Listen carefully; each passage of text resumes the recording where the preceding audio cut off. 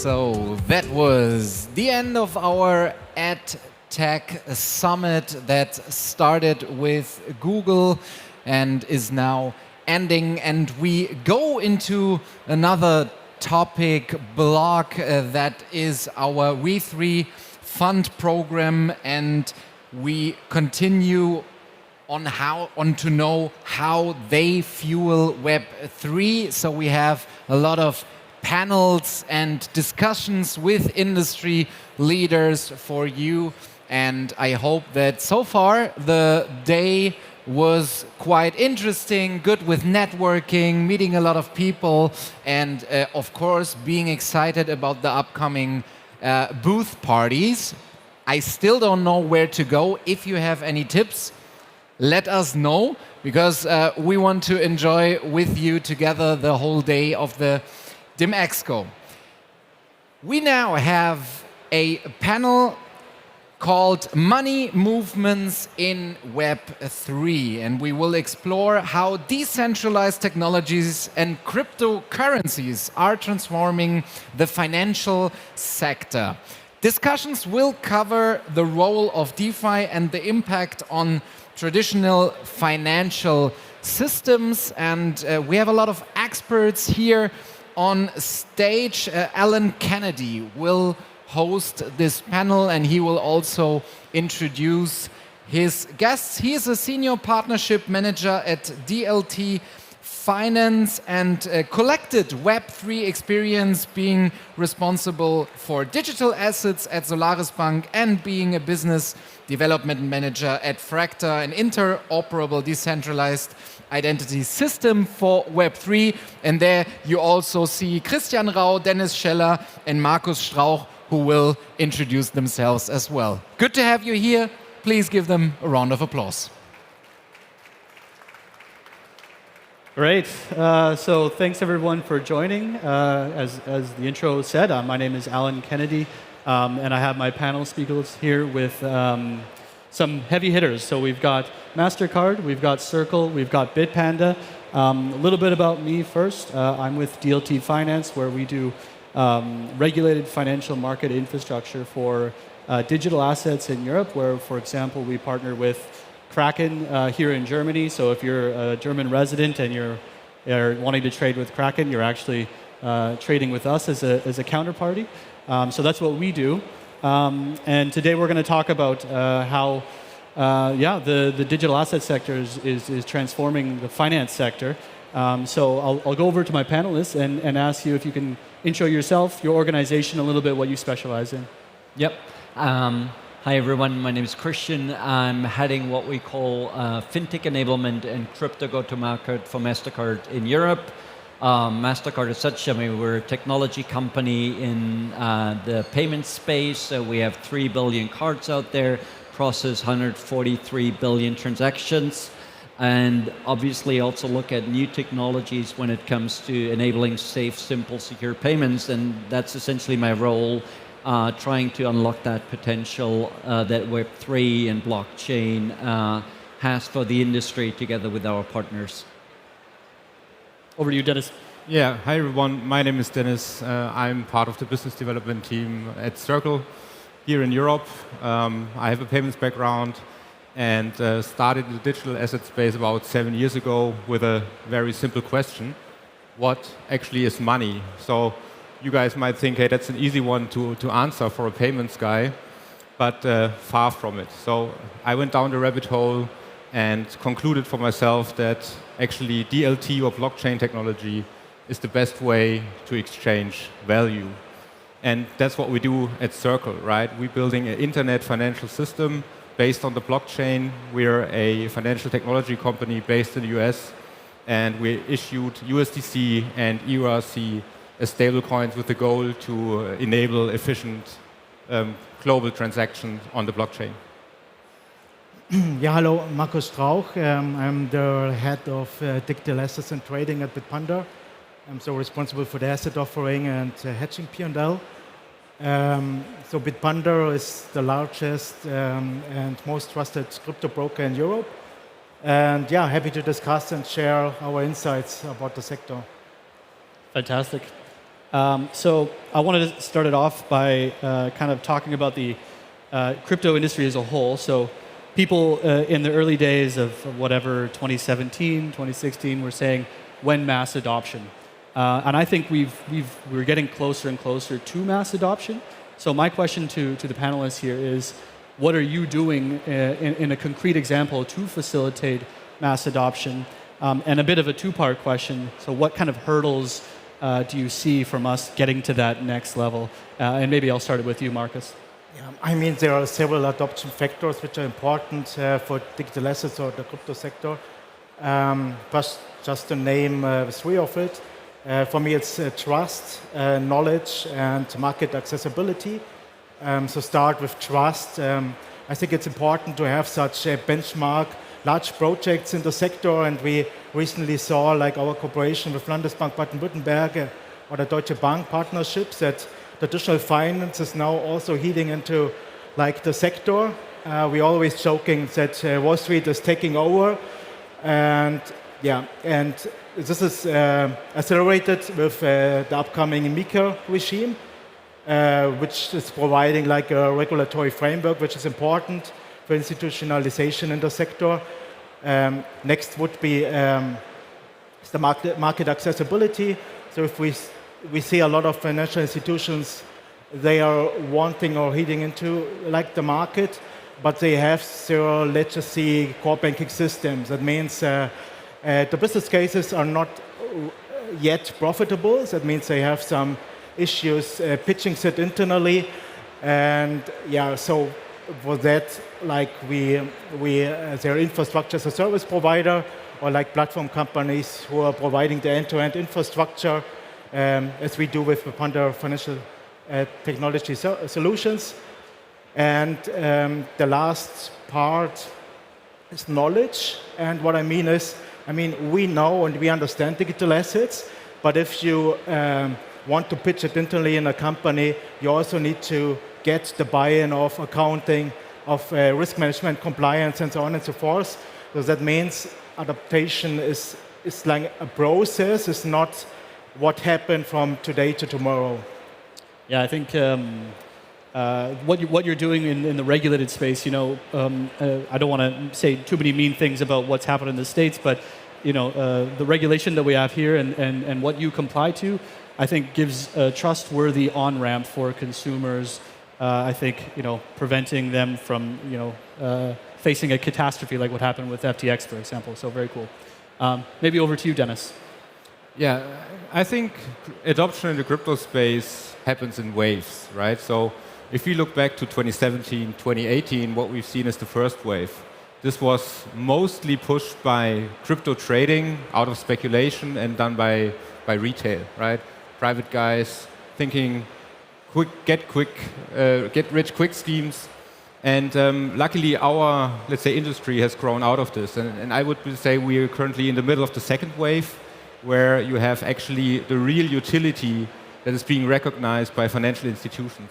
So I would say mass adoption, just for you guys to have a number in mind, we're currently looking at 580 million crypto holders globally.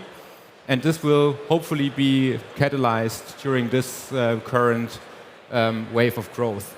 Financial institutions really focus, like I said, on the utility. That means having global 24/7, 365 availability to settle transactions faster, cheaper, and without intermediaries. And that's actually what's helping. I guess from a Circle perspective, what we do is we provide infrastructure and tools for developers and partners to actually enable access to USDC and EURC as currencies, trustworthy currencies, to actually do commerce globally.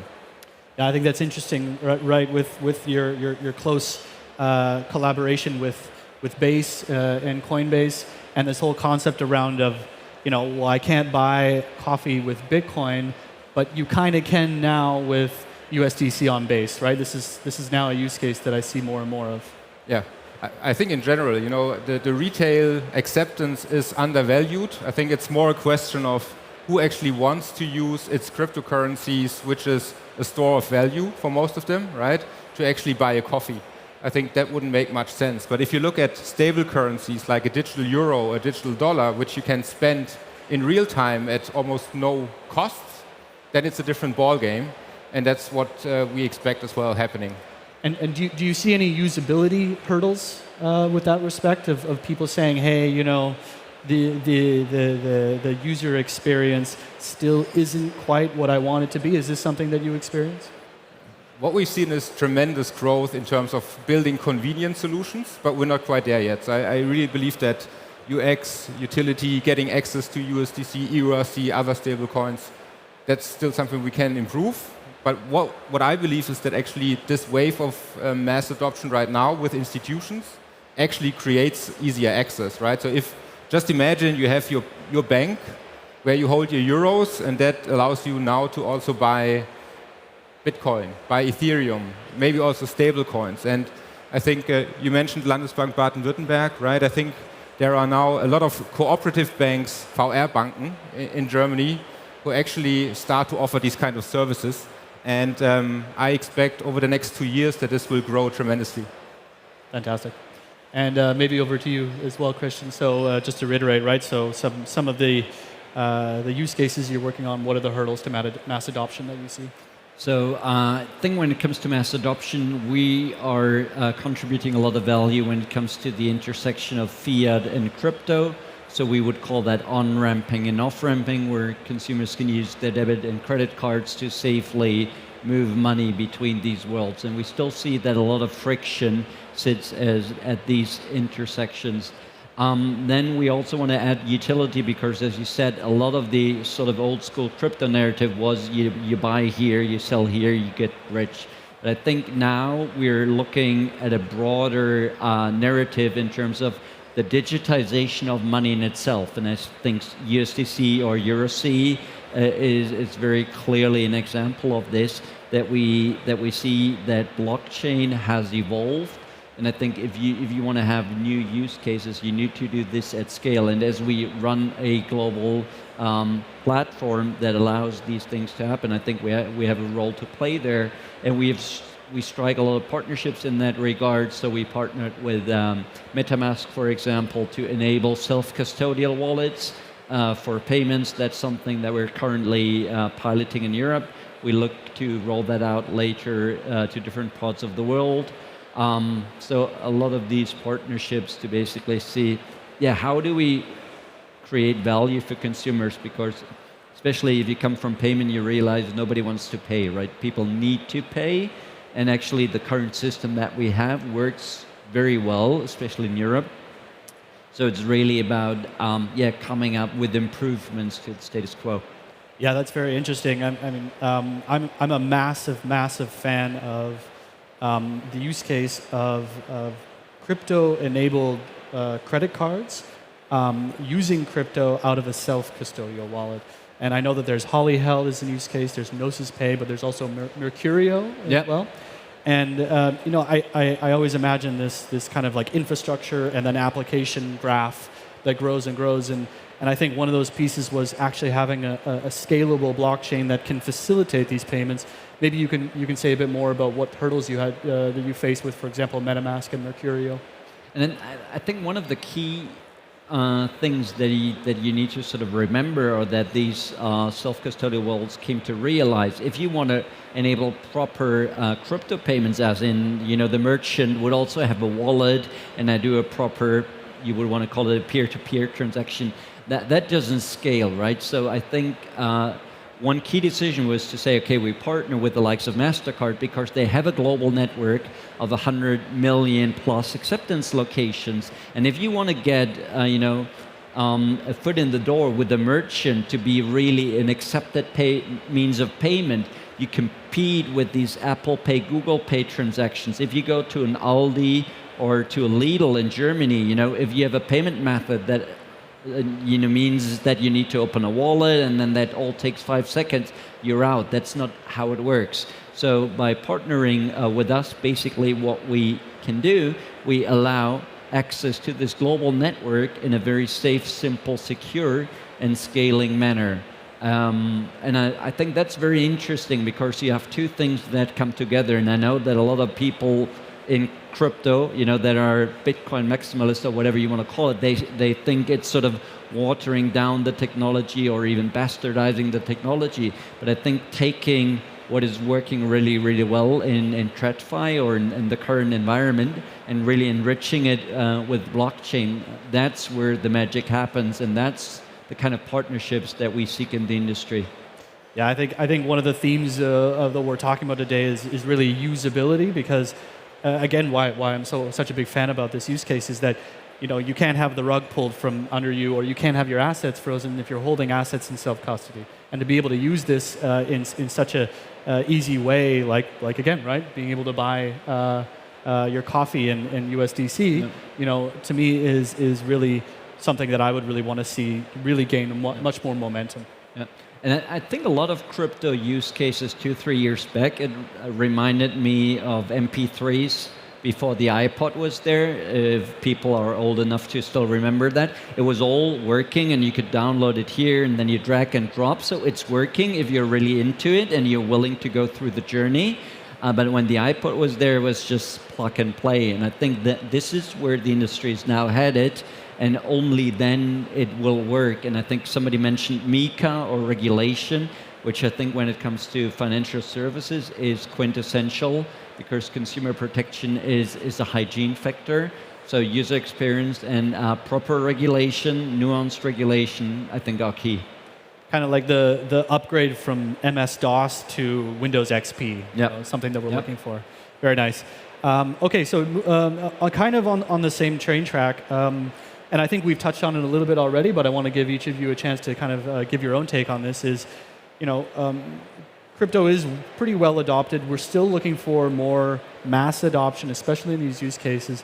But I want to drill down a little bit more on, what do you see as crypto's either current or upcoming killer use cases? And this is a question that a lot of the people on the street ask, or a lot of the institutions ask. So I want to ask the panelists, so maybe I start with you, Dennis. Yeah, I think it will continue for a couple of years to stay on payments, right? If we think about payments, there are many different ways of payments. I can pay you, right? I can pay somebody that lives in the US, somebody in Latin America, or a company can pay a company, or a machine can pay a machine. And I think that the blockchain technology can actually facilitate all of these use cases and improve them as we go along, right?